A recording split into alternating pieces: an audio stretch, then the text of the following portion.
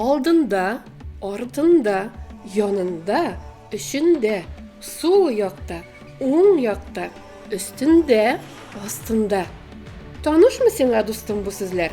Әйе. Афәрин. Ә хәзер бу сүзләрне ничек куллануны да өйрәнербез. Дустым, маймыл кайда утыра? Ағашның үстендә. Ә страус кайда тора? Ағашның астында. Дөрес, афәрин.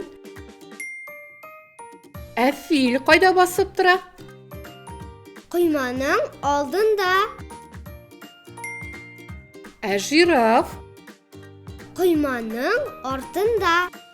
Дөрес әйттең, афәрин. Су сыйры кайда йөзә? Су эчендә. Ә зебра кайда тора? Су янында. Афәрин, нәкъ шулай. Арслан кайда йөри? Ағашлар арасында. Дөрес, афәрин. Маймыл кайда йөри? Ағашның уң ягында. Ә арслан? Ағашның сул ягында. Дөрес, афәрин. Син барысын да дөрес әйттең.